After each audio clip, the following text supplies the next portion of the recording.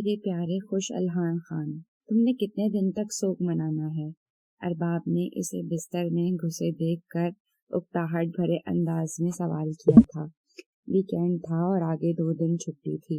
University سے آ کر وہ لوگ عام طور سے آرام کرتے تھے، پھر رات کو کہیں باہر جانے کا پروگرام بن جایا کرتا تھا۔ ایک دوست نے باربیکیو کے لیے بلایا ہوا تھا۔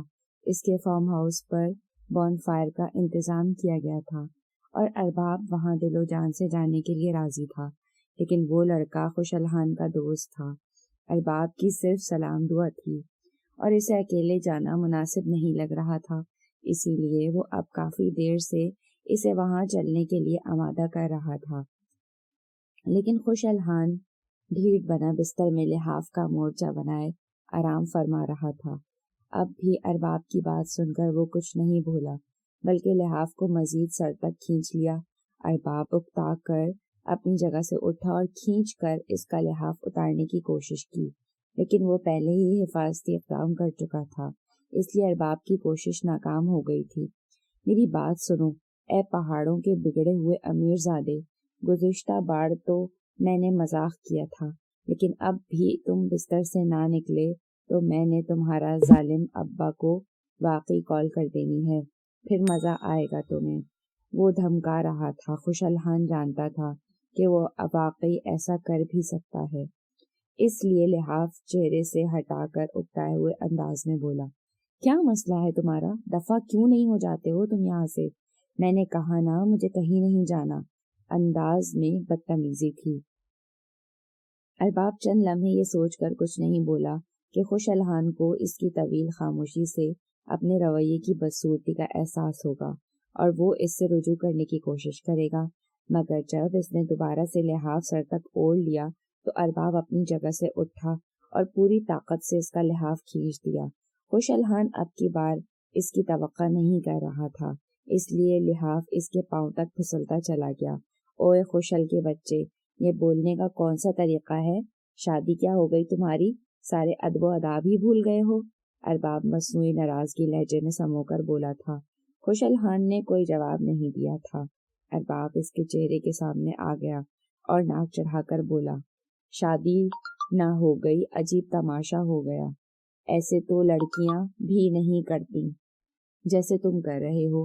اتنے دن ہو گئے ہیں تمہارا یہ ڈرامہ دیکھتے ہوئے، بس کرو اب، شادی ہی کی ہے تمہاری ابا نے تمہیں جائیداد سے آنکھ تو نہیں کر دیا؟ اتنی ڈرامے بازی سچتی نہیں ہے تم جیسوں کو۔ اس سال نہ صحیح اگلے سال صحیح، ہونی تو تمہارے ساتھ یہی تھی، تم لوگوں میں شادیاں ایسے ہی ہوتی ہیں۔ وہ ہاتھ لہرا لہرا کر بول رہا تھا۔ خوش الحان نے اکتا کر کروٹ بدل لی اور پھر لحاف میں منہ دینا چاہا۔ ارباب چست لگا کر دوسری جانب آیا اور پھر لحاف کھینچ لیا۔ حد نہیں ہو گئی اداکاری کی؟ بستر میں یوں منہ دیا ہوا ہے جیسے یہاں اسلام آباد میں کوئی افیئر تھا تمہارا، جس نے شادی کے بعد تمہیں بے وفائی کے طعنے دے دے کر لیر و لیر کر دیا ہو۔ اوئے شکر کرو تمہاری شادی تمہارے باپ نے کر دی، ورنہ منہ کس نے لگانا تھا تمہیں؟ تمہارے جیسے گورے گورے بھورے بالوں والے لڑکوں کو تو آج کل گا بھی نہیں پاتی لڑکیاں۔ خوش الحان ایسے طعنوں کی توقع نہیں کر رہا تھا، اس لیے ایک لمحے تو اسے کوئی جواب نہ سوجا۔ حضرت ایسے منہ چھپا کر بیٹھے ہیں جیسے کوئی انہونی ہی ہو گئی ہو۔ خوش ہو بھائی، سستے میں جان چھوٹ گئی، ورنہ آج کل تو شادیاں کرنے پر ہی 2-2 سال کی سیلریاں لگ جاتی ہیں بندے کی، مگر نہیں، تم جیسے ناشکرے ہوتے ہیں جو ہر اچھی بات پر بھی منہ لٹکا کر بیٹھ جاتے ہیں، حالانکہ دل میں لڈو پھوٹ رہے ہوں گے مگر منہ ایسا بنا لیں گے جیسا انارکلی نے دیوار میں چنوائے جاتے ہوئے بھی نہیں بنوایا ہوگا۔ خوش الحان کو دل ہی دل میں اس کی باتیں سن کر سخت بے چینی ہوئی، لیکن کوئی مناسب جواب نہ بن پایا تھا، اس لیے اس نے منہ ہی بند رکھا تھا۔ ارباب اپنی بات مکمل کر کے اب گہری سانسیں لے رہا تھا، پھر خوش الحان کو اسی پوزیشن میں پڑا دیکھا تو اس کے بستر پر دراز ہو گیا اور منتوں پہ اتر آیا۔ دیکھو یار، اٹھ جانا، اچھا دوست نہیں ہے تو میرا؟ کتنے دن ہو گئے تیری وجہ سے اس کمرے میں بند پڑے، اب تو لوگ فون کر کر کے پوچھتے ہیں کہ خیریت ہے، خوش الحان مر تو نہیں گیا؟ خوش الحان کے چہرے پر اس کے منت بھرے انداز نے مسکراہٹ بکھیر دی تھی۔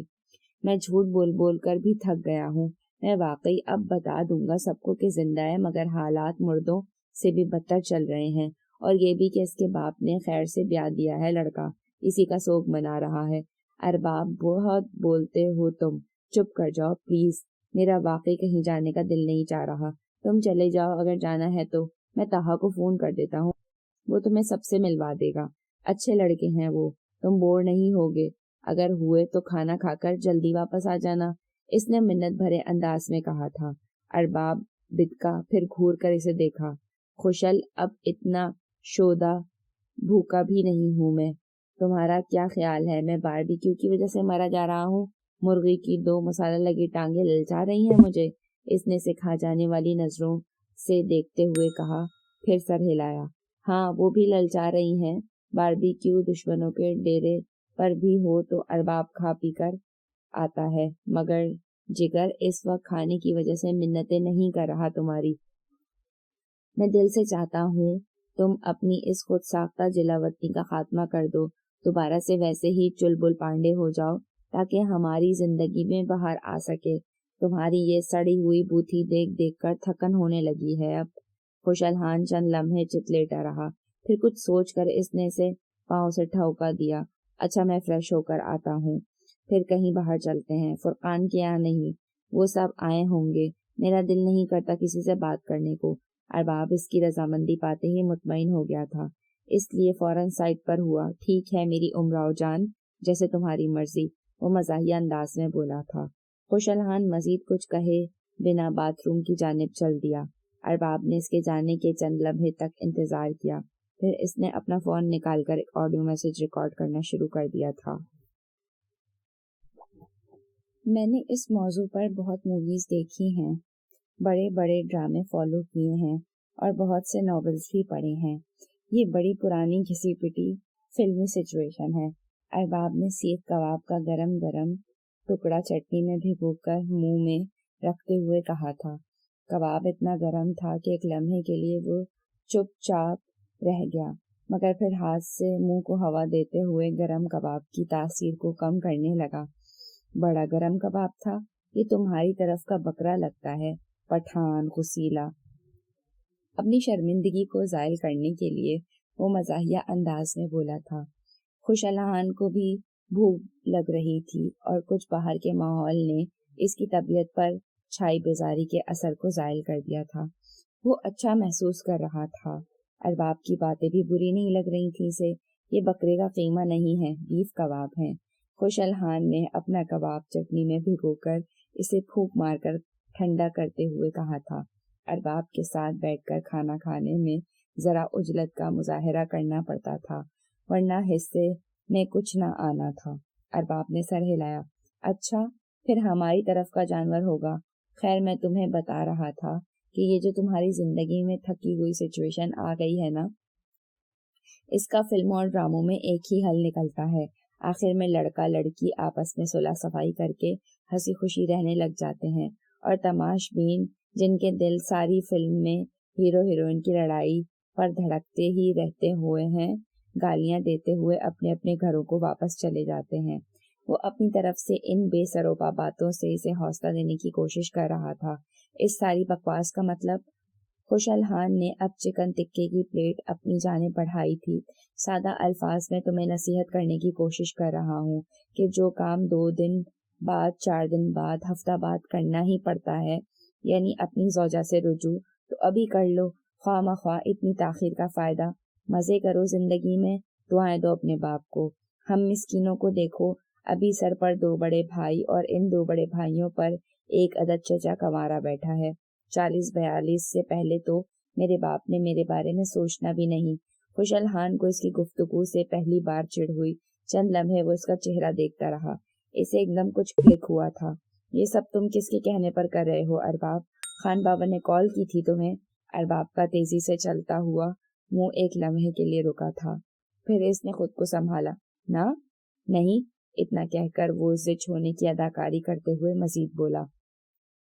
میں صدقے تیرے کاکے، کہاں کہاں تک سوچ جاتی ہے تیری، یعنی تمہارا خیال ہے کہ میں تمہارے ابا کے کہنے پر کروں گا یہ سب؟ اتنا کمینہ لگتا ہوں میں تمہیں؟ وہ سوالیہ انداز میں اس کا چہرہ دیکھ رہا تھا۔ خوش الحان نے فوراً اس بات میں سر ہلایا۔ ہاں، بلکہ اس سے کہیں زیادہ۔ پیسے بھی لیے ہیں بابا سے تم نے؟ وہ پوچھ رہا تھا۔ ارباب نے ناک چڑھا کر اسے دیکھا۔ آئے ہائے، اب اتنا کمینہ بھی نہیں ہوں میں۔ ویسے پیسے انہوں نے آفر بھی نہیں کیے، کرنے چاہیے تھے انہیں، فلموں میں تو ایسے ہی ہوتا ہے۔ لیکن فلموں میں آسامیاں بھی تگڑی ہوتی ہیں، تم لوگ تو نام کے حویلی والے ہو، اندر سے کنگلے ہی ہو۔ وہ یہ سب کہتے ہوئے شرمندگی زائل نہیں کر رہا تھا کہ خوش الحان معاملے کی تہ تک پہنچ گیا۔ اسے پتا تھا وہ تہ تک پہنچ ہی جائے گا، اور اسے یہ بھی پتا تھا کہ تب ہی خوش الحان سے آرام سے بات کی جا سکے گی، یہ درمیانی مصالحت آمیز پردہ پوشی ختم کر کے بات ہو سکے گی۔ ہاں، تمہاری طرح ہم نے بھی فیصل آباد کے زرعی گھرانوں کی عمارت اور شہنشاہی کے وہ قصے سن رکھے ہیں کہ کانوں کو ہاتھ لگاتے ہیں، مگر تمہیں دیکھ کر اندازہ ہوتا ہے ستر پر پتنگ اڑانے والی قوم ہو، اصلی مانجھے والی ڈور کی شکل بھی نہیں دیکھی۔ خوش الحان چبا چبا کر بولا تھا۔ ارباب نے اس کا چہرہ دیکھا، پھر سر ہلایا۔ اچھا بھائی، جذباتی نہ ہو، میں ہار مان لیتا ہوں، تو جیت گیا، لے لے ٹرافی۔ ارباب اپنا کھانا تقریباً ختم کر چکا تھا اور اب نیپکن سے ہاتھ صاف کرتے ہوئے مٹی کے پیالے میں سرو کی گئی کھیر پر حملہ کرنے کو تیار تھا۔ بکواس بند کرو ارباب، میں پہلے ہی ذہنی طور پر بہت تھک چکا ہوں، تم یا تو خاموش رہو یا پھر اس مسئلے کا کوئی حل نکالو۔ خوش الحان بھی جیسے اس معاملے میں خاموش رہ کر تھک چکا تھا، اسے کوئی حل نہیں سوچ رہا تھا، وہ واقعی کسی سے بات کرنا چاہتا تھا۔ میرا مشورہ ہے ساری صورتحال کو قبول کر لو، اریب اچھی لڑکی ہے، تمہارا کہیں کوئی سلسلہ بھی نہیں ہے، اور پھر شادی تو کرنی ہی ہوتی ہے کبھی نہ کبھی۔ اگر آج اپنے بابا کی بات مان لوگے تو ہو سکتا ہے چند سال بعد وہ تمہیں تمہاری مرضی سے دوسری شادی کر لینے دیں۔ میں نے سنا ہے سارے کمینے پٹھان ایسے ہی کرتے ہیں۔ سنجیدگی سے بات کرتے کرتے آخر میں ارباب کی ٹرین ہمیشہ پٹری سے لڑک ہی جایا کرتی تھی۔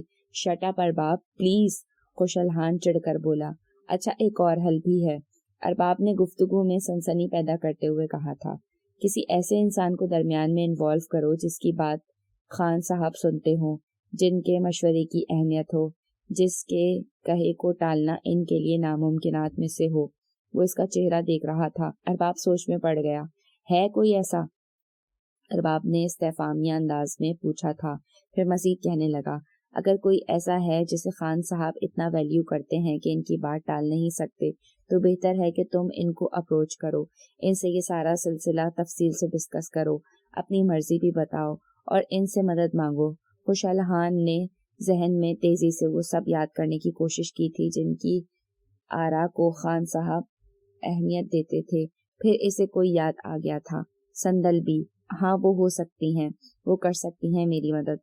اس نے فقط سوچا تھا، پر لالے میرے مرشد فرماتے ہیں فلم کے آخر میں ہوتا وہی ہے جو ابا جی نے سوچ رکھا ہوتا ہے، لیکن پھر بھی تو کر لے اپنی سی کوشش۔ خوش الحان نے اس کی بات پر دھیان نہیں دیا تھا، وہ اپنی ہی سوچ میں گم تھا۔ ماسی حبیبہ، جاؤ لاریب کو بلاؤ، اسے کہو آج باہر آ کر ہمارے ساتھ کھانا کھائے، پھر وراثت سے کہو کہ کوئی آئس کریم ہی لا دے، شہر کی لڑکیاں ایسی چیزیں پسند کرتی ہیں۔ کچن میں کھڑی گلے نے بھنے ہوئے گوشت کی کڑھائی میں باریک کٹا دھنیا چھڑکتے ہوئے ماسی کو پشتو میں ہدایت دی۔ وہ لڑکی میری نہیں سنتی، بڑی غصے والی ہے، ہر وقت بڑبڑاتی رہتی ہے۔ ماسی نے اشاروں سے اپنی بات کی وضاحت کی تھی۔ گلے نے ذرا اہمیت نہ دی بلکہ سر ہلایا۔ جوان بچی ہے ماسی، اور پھر اس کے حالات بھی اچھے نہیں ہیں، اس عمر میں زبان تھوڑی کڑوی ہو ہی جاتی ہے، ہو جائے گی ٹھیک، ہمارا ماحول سمجھ جائے گی تو ساری کرواہٹ خود بخود ختم ہو جائے گی۔ ماسی حبیبہ کو جملہ سمجھ نہیں آیا تھا، لیکن مفہوم سمجھ آ گیا تھا۔ وہ واپس کب جائے گی اپنے گھر؟ وہ پوچھ رہی تھی۔ گلے نے کھانا لگانا شروع کر دیا تھا۔ ماسی کے سوال پر اس کا ہاتھ لمحہ بھر کے لیے رکا۔ گھر کے سب ملازمین ابھی خوش الحان اور لاریب کے رشتے سے آگاہ نہیں کیے گئے تھے، حالانکہ گلے کو یقین تھا کہ ان سب کو سنگن تو ہے، مگر وہ حبیب اللہ خان کی منشا کے بغیر حامی بھی نہیں بڑھ سکتی تھی، اس لیے ٹالنے والے انداز میں بولی، وہ ہماری مہمان ہے ماسی، اور مہمان جب تک چاہے رہ سکتا ہے، ہماری بلا سے ساری زندگی حویلی میں رہے، ہم تو مہمانوں کی آمد سے خوش ہونے والے لوگ ہیں۔ ماسی حبیبہ نے اگلا سوال نہیں کیا تھا، بلکہ وہ باہر نکل گئی تھی۔ گلے کو نئی اسائنمنٹ ملی تھی. اس کا ذہن بس یوں ہی سوچنے میں لگا تھا کہ اسے کسی طرح خوشحال خان کو لاریب کی جانب راغب کرنا تھا. وہ یہ بھی نہیں چاہتی تھی کہ خوشحال کے ساتھ کوئی زیادتی ہو. ایک عام سی گھریلو عورت ہونے کی وجہ سے اسے یہ بھی یقین تھا کہ ذرا سی محنت سے خوشحال لاریب جیسی خوبصورت لڑکی کی طرف بآسانی مائل ہو سکتا ہے، لیکن اس کے لیے ضروری یہ تھا کہ پہلے وہ خود لاریب سے اپنے تعلقات ٹھیک کرتی. وہ اپنا لاہے عمل ترتیب دینے میں مگن تھی. اسے احساس تھا کہ لاریب کے لیے حویلی میں دلچسپیاں کم تھیں. اسے ان کے کھانے بھی پسند نہیں آ رہے تھے. حویلی والے سخت گوشت خور تھے، جبکہ ایسا لگتا تھا کہ لاریب ایسے کھانے زیادہ پسند نہیں کرتی. حبیبہ مسلسل اسی کے بارے میں سوچ رہی تھی کہ اسے ایسی چند چیزیں بنانی سیکھ لینی چاہیے جو لاریب کو پسند ہو، جیسے پاستا، نوڈلز وغیرہ. وہ نئی چیزیں سیکھنے میں اچھی تھی، لیکن پہلے ضروری تھا کہ وہ لاریب سے اپنے تعلقات کو مزید بہتر کرتی اور اس کی پسند ناپسند کو جان سکتی. اگرچہ ان کے تعلقات اچھے ہی تھے، مگر خوشحال کے نکاح کے بعد گلے کا دل لاریب سے کھٹا ہو گیا تھا اور ان کے تعلقات میں کچھ دراڑ سی آ گئی تھی. اس لیے وہ چاہتی تھی کہ تعلقات مزید بحال کیے جائیں. ماسی حبیبہ چند لمحے بعد واپس آ گئی تھی. وہ کمرے میں نہیں ہے اور صحن میں بھی نہیں ہے، اس نے بتایا تھا. گلے حیران ہوئی. تو پھر کہاں ہے وہ؟ اس نے خود کلامی کی. رات ہو چکی تھی. لاریب عام طور سے اپنے کمرے سے نکلتی ہی کم تھی اور اس وقت حویلی کی عقبی سائڈ پر وراثت کتے کھول دیا کرتا تھا اور کتوں کی موجودگی میں وہاں جانا آسان نہیں تھا. میں خود دیکھتی ہوں، تم پانی کا جگ رکھو. گلے باہر کی سمت چل دی تھی. کون ہے؟ آ جاؤ. کپڑے پہنے ہوئے ہیں میں نے. ہر وقت دروازہ بجانے کی ضرورت نہیں ہوتی. دروازے پر ہوتی مسلسل دستک نے لاریب کو مزید بیزار کیا تھا. وہ پہلے ہی بستر پر آڑی ترچھی لیٹی کروٹیں بدل کر اکتا چکی تھی، مگر سمجھ میں نہیں آ رہی تھی کہ اٹھ کر کرے بھی کیا. ہری حویلی کی یکسانیت اسے تنگ کرنے لگی تھی، حالانکہ اس کے پاس کرنے کے لیے پہلے بھی زیادہ کام نہیں ہوا کرتے تھے. مصروفیت کی کمی کی شکایت اسے ہمیشہ سے ہی رہی تھی، مگر یہاں پر وہ ابھی تک خود کو مہمان سمجھ رہی تھی، اس لیے کمرے میں محدود رہنے کی کوشش کرتی تھی. پہلے بھی اس کے کوئی خاص شوق نہیں تھے. پڑھائی میں اس کا دل لگتا نہیں تھا. ناولز پڑھنا، موویز دیکھنا، میوزک سننا اسے کبھی مروب نہیں کرتا تھا. سوشل میڈیا کا استعمال بھی اسے جلد ہی بیزار کر دیا کرتا تھا. گارڈننگ، واکنگ، ایکسرسائز وغیرہ سے وہ خار کھاتی تھی اور اگر بہت ہمت کر کے وہ ان کارروائیوں میں ملوث ہو بھی جاتی تھی تو کچھ عرصے بعد ہی اکتاوی جایا کرتی تھی. اس کی طبیعت میں ایک تنوع تھا جو اسے کسی چیز پر فوکس نہیں کرنے دیتا تھا. سارا دن بستر میں چت لیٹے سے الجھنے لگتی تو کاؤچ پر جا کر بیٹھ جاتی، پھر جب کاؤچ پر بیٹھے بیٹھے تھک جاتی تو کھڑکی کے قریب بڑے جھولے میں گر جاتی. وراثت سے ہونے والی مت بھیڑ کے بعد سے وہ حویلی کے صحن میں بھی نہیں نکلی تھی. دستک دوبارہ مسلسل ہو رہی تھی. اوہو، کہا تو ہے آ جاؤ. یہاں پر کون سا پردے دار بیوی بیٹھی ہیں کہ اٹھ کر پہلے گھونگھٹ نکالیں گی اور پھر دروازہ کھولیں گی، اس نے کاٹ کھانے والے انداز میں کہا تھا. لیکن کوئی بھی اندر نہیں آیا تھا، بلکہ دستک ہوتی رہی. وہ بھی ڈھیٹ بن کر چپ چاپ لیٹی رہی. کچھ دیر بعد دستک بند ہو گئی. 10 منٹ اسی طرح گزر گئے. وہ اپنی جگہ سے اٹھی تک نہیں تھی کہ دستک پھر ہونے لگی. آ جاؤ یار، آ جاؤ، میں زندہ ہوں، وہ اکتا کر بولی، لیکن کوئی اندر نہیں آیا تھا اور دستک ہوتی چلی جا رہی تھی. اب کی بار اس کا میٹر گھوما تھا. وہ اپنی جگہ سے اٹھی اور پوری طاقت کے ساتھ دروازہ کھولنا چاہا، لیکن دروازہ اندر سے مقفل تھا، جس کی وجہ سے اس کے ہاتھ پر ہلکی سی ضرب لگی. آؤچ! کیا بکواس ہے، یہ دروازہ کس نے لاک کیا؟ وہ گھرا کر بولی اور ساتھ ہی دروازہ کھول دیا. اگر دروازہ اندر سے لاک ہے تو قوی امکان ہے کہ آپ نے ہی لاک کیا ہوگا. وراثت دروازے کے عین سامنے کھڑا تھا، لیکن اس کی نگاہیں جھکی ہوئی تھیں. ایک ہاتھ دروازے پر رکھے، دوسرے ہاتھ میں جرمن شیفرڈ کے گلے میں بندھی رسی پکڑے وہ اس کی طرف دیکھنے سے احتراز برت رہا تھا. لاریب دوپٹے یا شال کی قید سے آزاد تھی اور اسے پرواہ بھی نہیں تھی.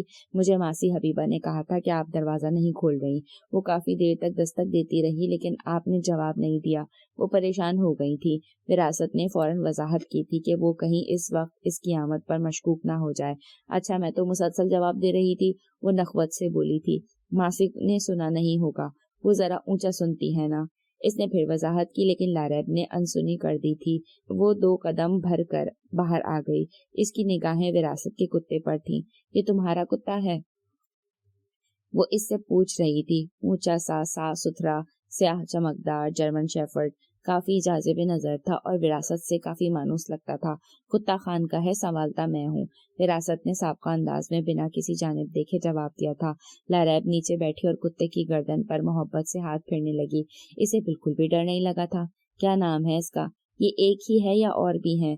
رات کافی آوازیں آ رہی تھی ان کے بھونکنے کی۔ لگتا ہے 10-12 کتے ہیں، وہ پوچھ رہی تھی۔ وراثت نے نفی میں سر ہلایا۔ 10-12 تو نہیں، بس 5 ہیں۔ لاریب نے سر اٹھا کر اسے دیکھا۔ وہ بھی ایسے ہی ہیں، اتنے ہی خوبصورت؟ اس نے ایک اور سوال کیا۔ وراثت مسکرایا۔ خان کی جیت کے بعد حویلی میں یہ کتے اسے بڑے عزیز تھے۔ اس نے بہت محبت سے پالا تھا انہیں۔ ان کے متعلق جب بھی کوئی محبت سے بات کرتا تھا تو اسے اچھا لگتا تھا۔ لاریب کی بات سن کر وہ خوش ہو گیا تھا۔ اس سے بھی کہیں زیادہ۔ خان کے کسی انگریز دوست نے اسلام آباد سے بھیجے تھے، نظر نہیں ٹکتی ان پر۔ وہ کہاں ہیں؟ دکھاؤ مجھے۔ لاریب اٹھ کھڑی ہوئی تھی۔ وہ اس طرف ہیں بی بی، میں خان سے پوچھ لوں، پھر آ کر آپ کو لے چلوں گا اس طرف۔ اس نے عقبی سمت میں انگلی سے اشارہ کر کے بتایا۔ حویلی میں کتے دیکھنے کے لیے بھی اجازت چاہیے ہوتی ہے؟ لاریب نے ناک چڑھا کر کہا تھا۔ آپ کو نہیں، مجھے اجازت چاہیے۔ اس نے بعجلت کہا تھا کہ کہیں وہ برا نہ مان جائے۔ اس سے پہلے وہ مزید کوئی سوال کرتی گلے اس طرف آتی نظر آئی۔ اسے دیکھ کر وراثت محتاط سا ہو کر کھڑا ہو گیا، جبکہ لاریب نے بالکل بھی پرواہ نہیں کی تھی۔ وراثت، اس کو ادھر کیوں لے آئے ہو؟ تمہیں کتنی بار کہا ہے ان کو باہر ہی کی طرف رکھا کرو۔ گلے کا لہجہ سخت تھا۔ لاریب کی لاپرواہی پر اسے سخت بے چینی ہوئی تھی۔ اس کے گلے میں دوپٹہ تھا، نہ اس نے کوئی جیکٹ یا کارڈیگن پہنا ہوا تھا۔ جینس کے اوپر اونچی سی شرٹ پہنے وہ اطمینان سے وراثت کے سامنے کھڑی تھی، لیکن گلے اسے کچھ نہیں کہہ سکتی تھی، اس لیے وراثت سے تحکمانہ انداز میں بولی تھی، حالانکہ یہ ان کی عادت نہیں تھی۔ اسے میں نے ہی کہا تھا گلے، مجھے یہ بڑا اچھا لگا ہے، میں ذرا باقی خاندان بھی دیکھا ہوں۔ گلے کو ایک لمحہ لگا تھا یہ سمجھنے میں کہ وہ کتے کی بات کر رہی ہے۔ وراثت سوالیہ انداز میں اس کا چہرہ دیکھنے لگا۔ گلے سے روکنا چاہتی تھی، لیکن یہ بھی مسئلہ تھا کہ لاریب کو کسی بات سے روک ٹوک کرنے کے لیے ماحول بنانا پڑتا تھا، ورنہ وہ برا مان جاتی تھی۔ جاؤ دیکھاؤ، لیکن بس دیکھنا، ہاتھ مت لگانا انہیں، یہ ناپاک ہوتے ہیں۔ اس نے تنبیہ کی۔ لاریب زور سے ہنسی۔ یہ کس نے کہا؟ اتنا پیارا، اتنا صاف ستھرا تو ہے۔ وراثت نے خود سے زیادہ تو اسے صاف ستھرا رکھا ہوا ہے۔ وہ کہتے ہوئے نہ صرف کتے کی گردن سہلانے لگی تھی، بلکہ اس نے جھک کر اس کے سر پر پیار بھی کر دیا تھا۔ گلے کو شدید جھٹکا لگا۔ وہ آنکھوں میں الجھن سموئے لاریب کے اس اقدام کو ہضم کرنے کی کوشش کرنے لگی تھی، جبکہ وہ وراثت کے ساتھ دوسرے کتے دیکھنے چل دی تھی۔ یخ، کہاں پھنسا دیا ہے میرے خوشل کو؟ یہ لڑکی حویلی کی بہو نہیں بن سکتی خان۔ لاریب کی پشت کو دیکھتے ہوئے وہ بڑبڑا رہی تھی۔ ان کے قریب مت جائیں، یہ خطرناک بھی ہو سکتے ہیں، وراثت نے اس کا اشتیاق دیکھتے ہوئے کہا تھا۔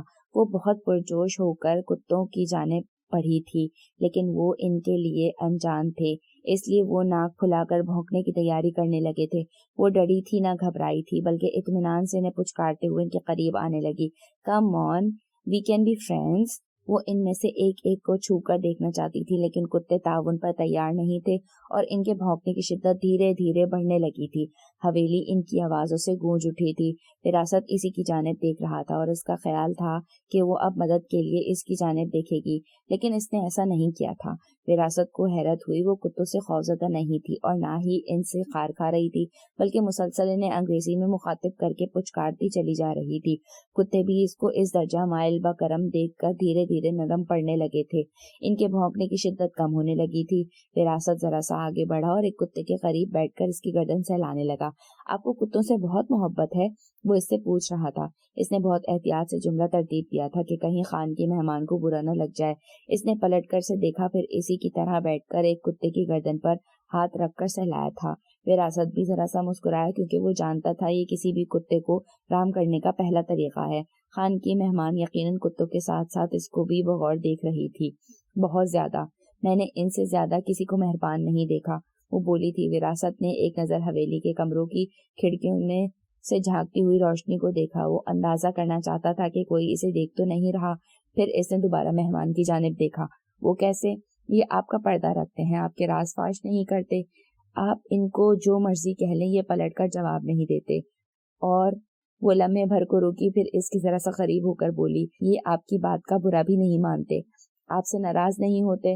وراثت اب کی بار کھل کر مسکرایا۔ وہ کیسے؟ پھر وہی سوال پوچھ رہا تھا جو پہلے پوچھا تھا۔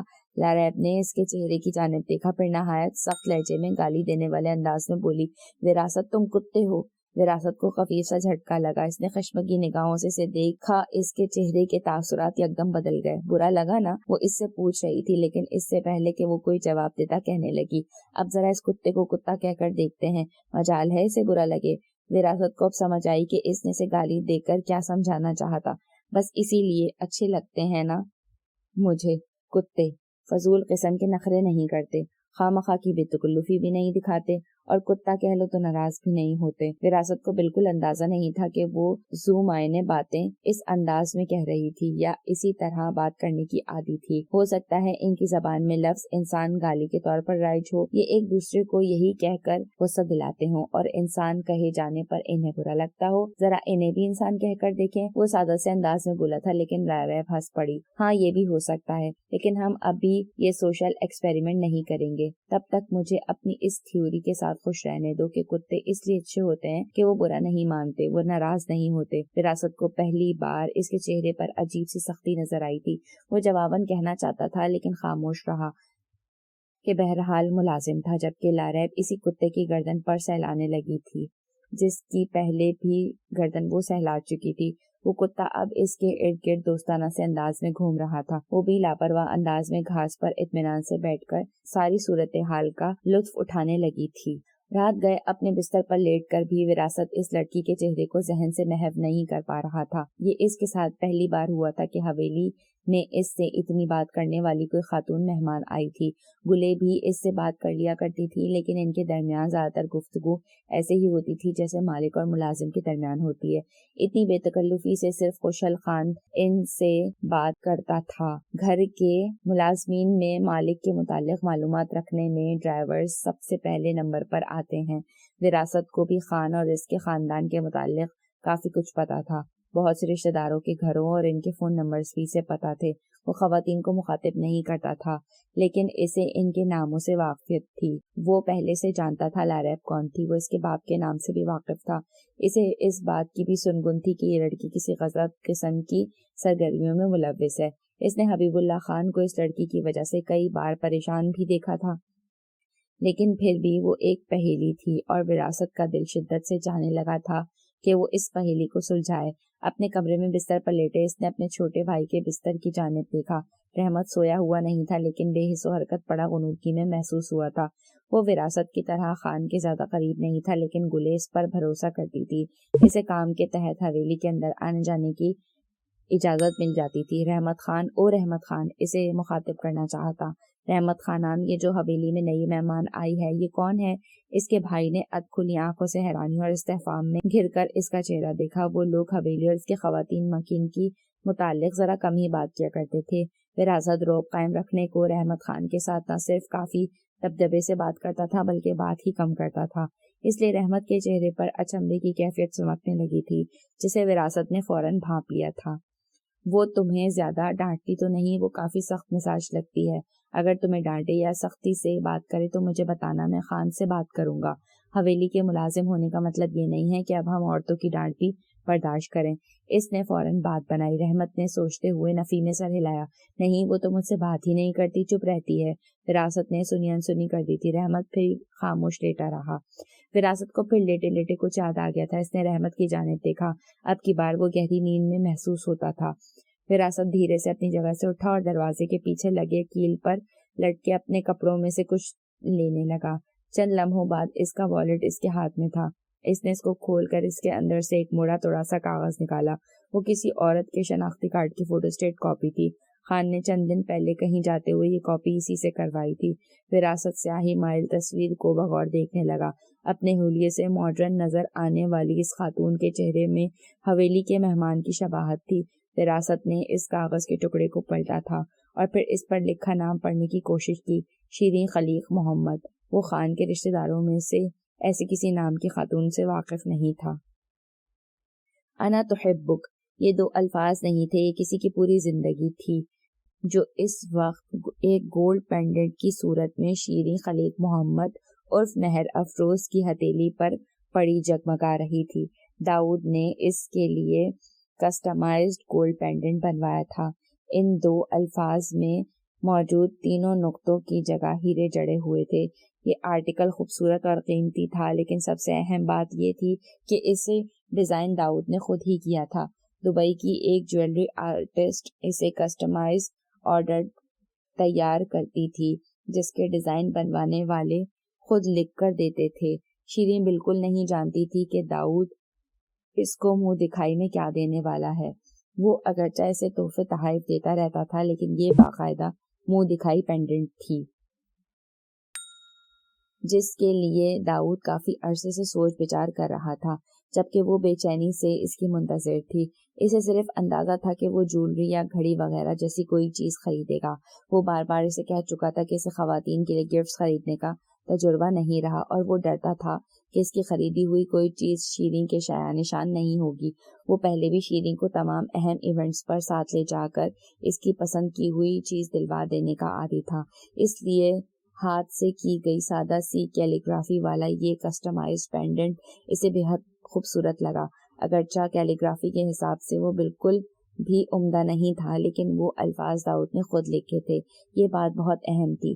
اسے اردو یا عربی رسم الخط لکھنے سے کوئی رغبت نہیں تھی۔ وہ اردو کا کوئی ایک لفظ بھی لکھتے ہوئے کئی مرتبہ سوچتا تھا۔ یہی وجہ تھی کہ شیریں کے لیے یہ کسٹمائز پینڈنٹ بہت اہمیت اور قیمت کا حامل تھا۔